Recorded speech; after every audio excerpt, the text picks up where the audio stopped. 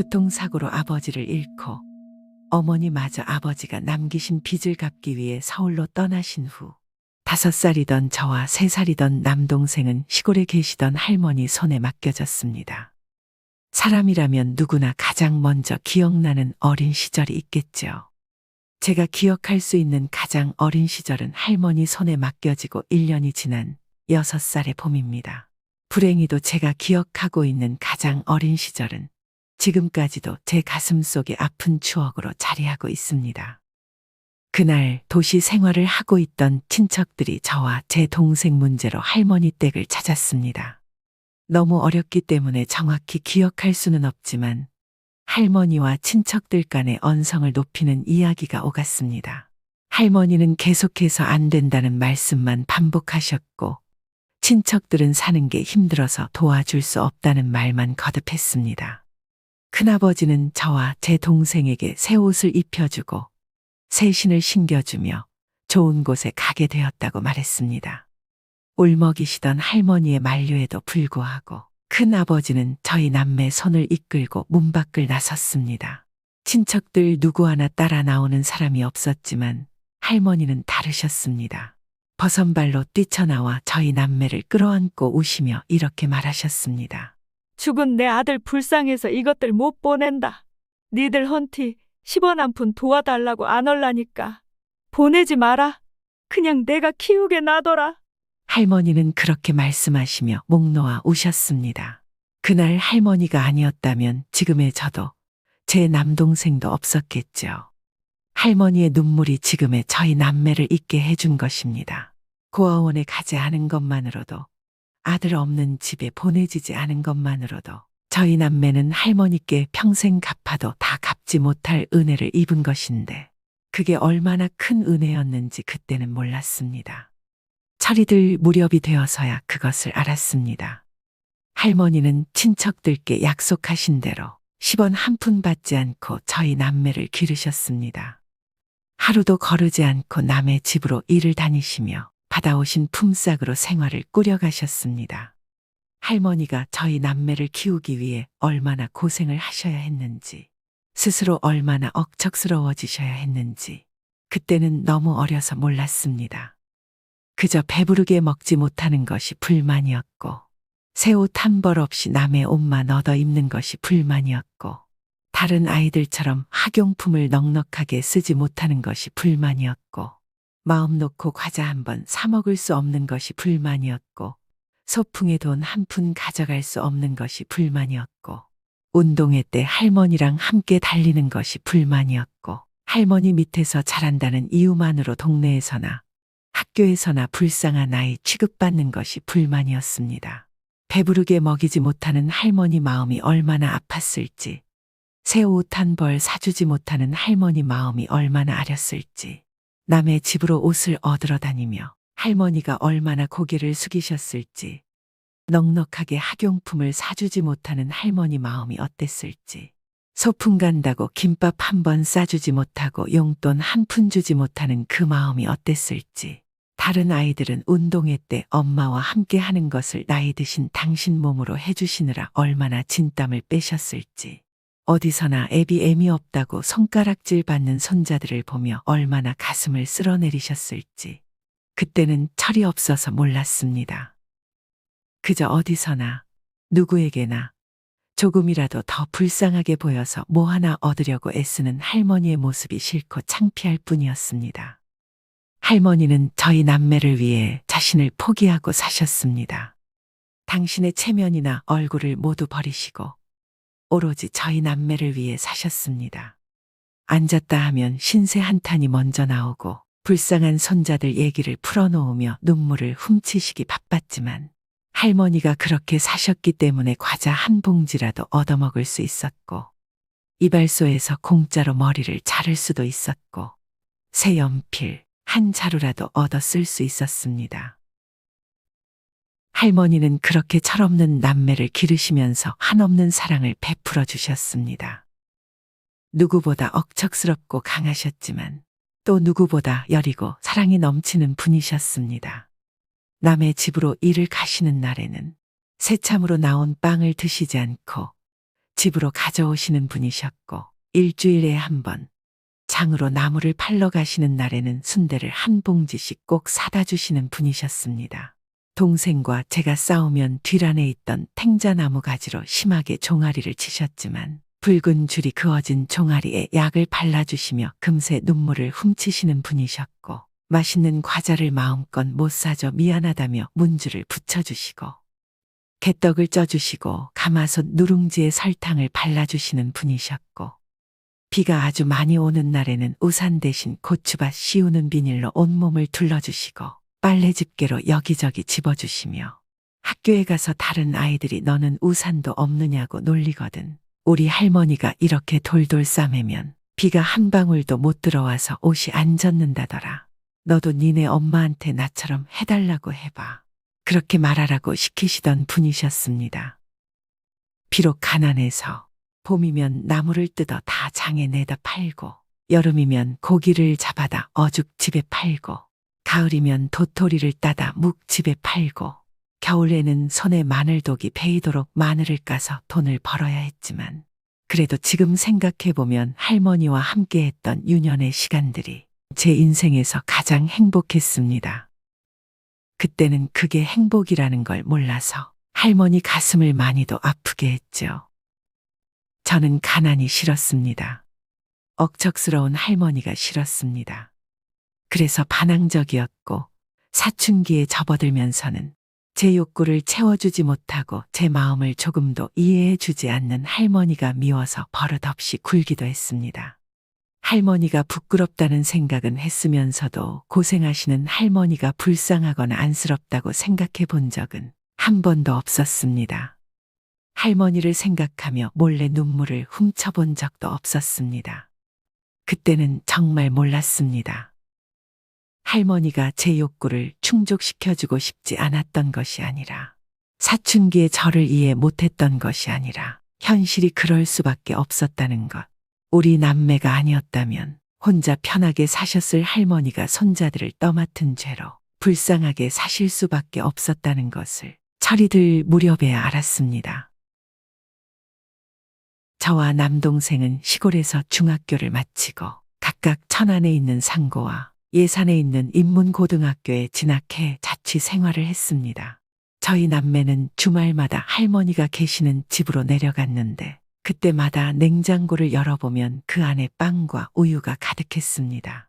남의 집으로 일을 다니셨던 할머니가 새참으로 나온 빵과 우유를 드시지 않고 집으로 가져오셔서 냉장고에 넣어놓으신 거였습니다. 남들 다 새참 먹을 때 같이 드시지 왜 이걸 냉장고에 넣어놓으셨냐고, 유통기한 다 지나서 먹지도 못하는데 왜 그러셨냐고 화를 내면 니들이 목구멍에 걸려서 넘어가야 말이지. 니들 오면 줄라고 냉장고에다 넣어놨는디 날짜 지나서 못 먹으면 어쩐다냐. 그렇게 말씀하셨습니다. 한 번도 할머니를 가엾다고 안쓰럽다고 생각하지 못했던 제가 냉장고에 가득하던 빵과 우유를 내다 버리면서 하염없이 눈물을 쏟았습니다. 가슴 저 밑바닥에서 뜨거운 것이 올라오는데 할머니가 그렇게 불쌍해 보일 수가 없었습니다. 아마도 그때가 제가 철이 들 무렵이었던 것 같습니다. 한 번은 자취하는 제게 김치와 쌀을 갖다 주시겠다고 올라오신 할머니를 만나기 위해 터미널에 나간 적이 있었습니다. 한참을 두리번거린 후에 찾아낸 할머니는 반갑게 제 손을 잡으시며 말씀하셨습니다. 아침 7시 차 타고 나왔더만 10시도 안 돼 도착하더라.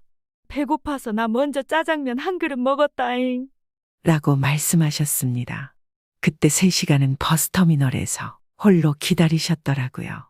저는 또다시 가슴 한 구석이 아렸고 그러면 안 된다는 걸 알면서도 할머니께 화를 냈습니다. 그러게 내가 아침 드시고 천천히 출발하시라고 안 했어. 할머니 때문에 속상해 죽겠네.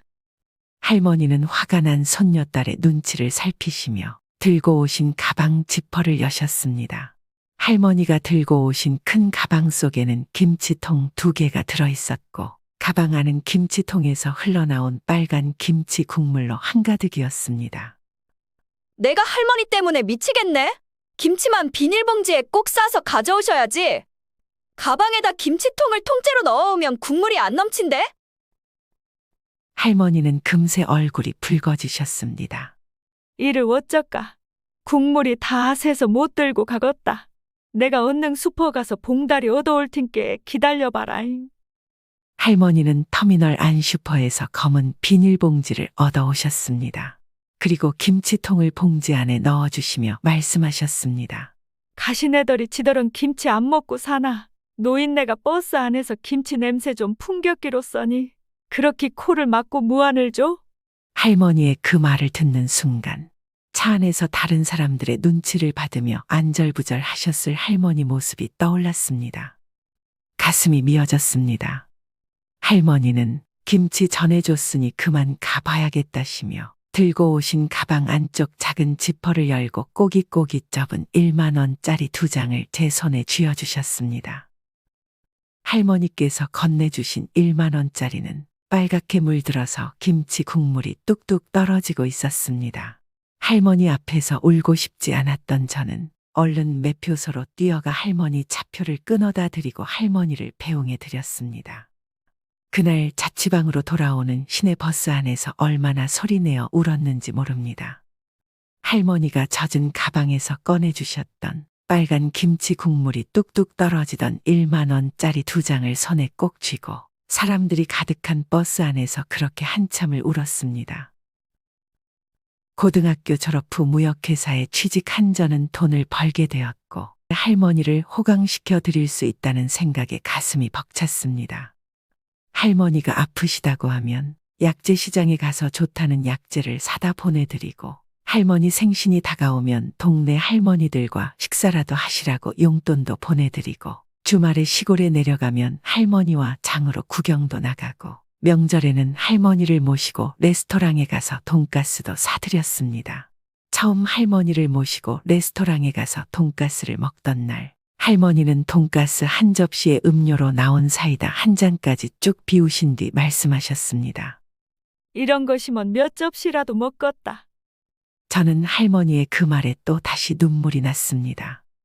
그까짓 돈가스가 얼마나 한다고 이제서야 사드리게 됐을까. 가슴이 아파서 고개도 들지 못하고 제가 먹던 접시를 할머니 앞에 내어드렸습니다. 그날 하얗게 설이 내린 할머니 머리를 내려다보면서 마음속으로 다짐했습니다. 앞으로는 맛있는 것은 무엇이든 사드리리라. 남들 먹는 거, 맛있다고 하는 거, 한 번씩은 다 맛보여 드리리라. 좋은 옷도 입혀드리고 멋진 구경도 맘껏 시켜드리리라. 언젠가 할머니는 말씀하셨습니다. 우리 손녀딸 이쁜 새끼 낳아 사는 거 보고 죽으면 내가 소원이 없을 것인디. 저는 할머니의 소원대로 좋은 사람을 만나 결혼을 했고 다음 달이면 돌을 맞는 예쁜 딸아이도 낳았습니다. 할머니는 올해로 90살이 되셨습니다. 그렇게 억척스럽게 우리 남매를 길러내셨던 할머니는 이제 정말 할머니가 되셨습니다.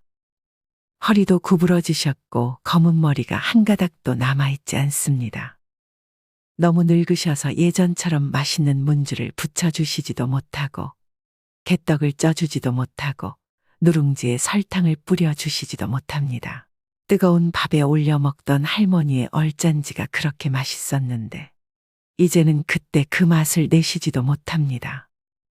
같이 봄나무를 뜯으러 다닐 수도 도토리를 따러 다닐 수도 없습니다. 그래서 가슴이 아프고 할머니를 생각하면 자꾸만 눈물이 납니다. 할머니 하면 낡고 달아해진 고무신 한 짝이 떠오릅니다. 헌 고무신처럼 평생을 마음껏 가지지 못하고 지질이 고생만 하시며 살아오신 할머니. 이제 할머니가 제 곁에 함께 하실 시간이 얼마 남지 않았음을 느낍니다. 언제일지 모를 그날까지 제가 할머니의 은혜를 다 갚을 수 있을까요? 꽃으로 태어났으나 들풀로 사셔야 했던 그분의 인생. 이제부터라도 화사한 꽃으로 사셨으면 좋겠습니다.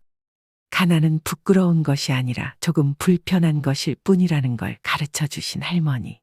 이제 저는 할머니의 사랑과 고생을 모두 이해할 수 있을 만큼 철이 들었습니다.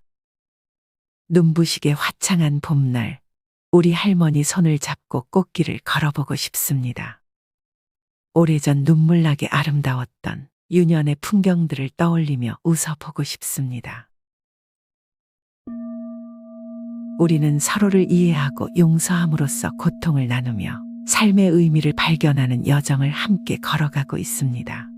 서로를 이해하고 지지함으로써 우리는 내면의 평화를 찾아가고 더 높은 의식 수준을 향해 나아갈 수 있습니다. 이는 우리의 삶이 더 깊은 의미와 풍요로움을 찾아가는 과정 중 하나입니다. 우리는 서로를 소중히 여기고 지혜와 사랑, 용서와 이해를 추구하는 것이 중요합니다. 이러한 노력은 우리가 진정한 행복과 만족을 찾아가며 삶의 균형과 조화를 이루는 것이 매우 중요한 것처럼 말이죠. 따라서 이러한 가치를 실천하고 함께 나아가는 모습이 우리의 삶을 더욱 풍요롭고 의미 있는 것으로 만들어 나가게 될 것입니다. 함께하는 여정에서 우리는 서로를 지지하고 사랑하며 진정한 행복과 만족을 찾아가는 길을 걸어가시길 바랍니다. 여러분들의 황금빛 인생에 매 순간들을 행복으로 가득 채워 나가시길 진심으로 응원하겠습니다. 이상 참된 인생이었습니다. 감사합니다.